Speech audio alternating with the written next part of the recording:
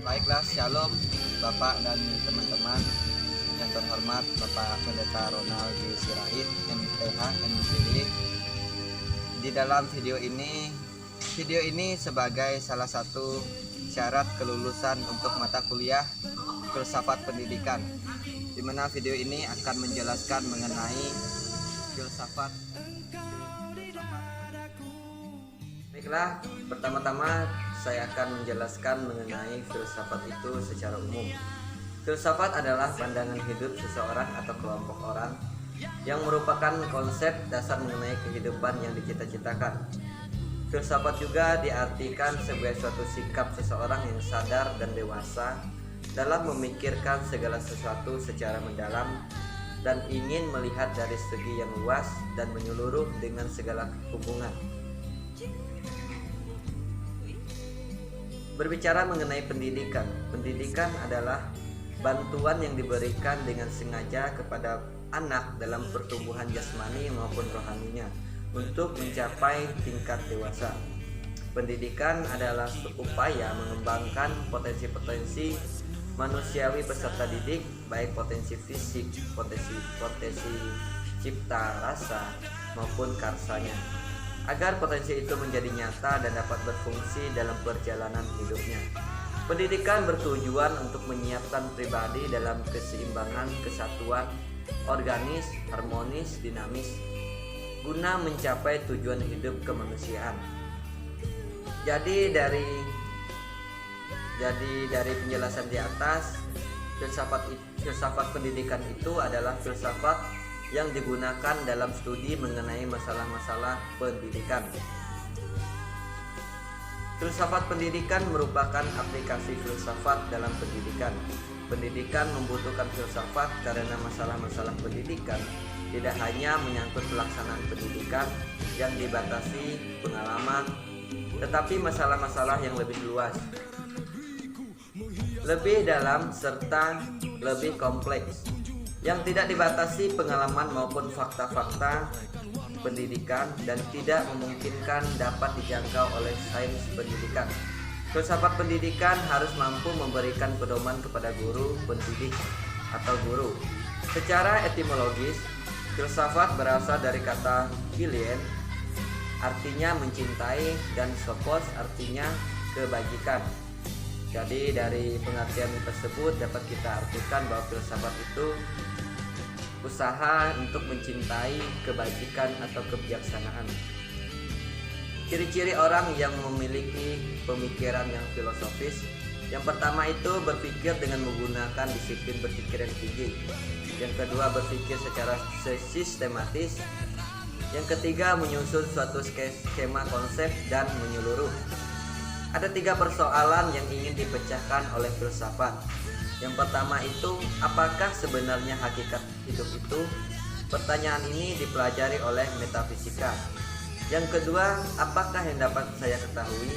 Permasalahan ini dikupas oleh epistemologis. Yang ketiga, apakah manusia itu? Masalah ini dibahas oleh antropologi filsafat. Yang pertama itu kosmologi. Kosmologi atau metafisika merupakan bagian filsafat yang mempelajari masalah hakikat, entah itu hakikat dunia, hakikat manusia, termasuk di dalamnya hakikat anak. Kosmologi secara praktis akan menjadi persoalan utama dalam pendidikan. Yang kedua, antropologi. Antropologi itu berbicara pendidikan yang intinya mendidik dan mengajar ialah pertemuan antara pendidik sebagai subjek dan peserta didik sebagai subjek. Pula di mana terjadi pemberian bantuan kepada pihak yang belakangan dalam upayanya belajar mencapai kemandirian dalam batas-batas yang diberikan oleh dunia di sekitarnya. Atas dasar pandangan filsafat yang bersifat dialogis ini, maka 3 dasar antropologi berlaku universal tidak hanya. Yang pertama sosialitas, yang kedua individualitas, yang ketiga moralitas, religiusitas yaitu pendidik dalam situasi pendidikan sekurang-kurangnya secara mikro berhamba kepada kepentingan terdidik sebagai bagian dari pengabdian lebih besar kepada Tuhan Yang Maha Esa. Yang ketiga, epistemologi. Dengan demikian, epistemologi memberikan sumbangan bagi teori pendidikan dalam menentukan kurikulum. Pengetahuan apa yang harus diberikan kepada anak dan bagaimana cara untuk memperoleh pengetahuan tersebut. Begitu juga bagaimana cara menyampaikan pengetahuan tersebut. Dasar epistemologis diperlukan oleh pendidikan atau pakar ilmu pendidikan demi mengembangkan ilmunya secara produktif dan bertanggung jawab. Inti dasar epistemologis ini adalah agar dapat ditentukan bahwa dalam menjelaskan subobjek formalnya, telaah ilmu pendidikan tidak hanya mengembangkan ilmu terapan, melainkan menuju kepada telaah teori dan ilmu pendidikan sebagai ilmu otonom yang mempunyai subjek formil sendiri atau problematika. Secara sendiri sekalipun tidak dapat hanya menggunakan pendekatan kuantitatif ataupun eksperimental.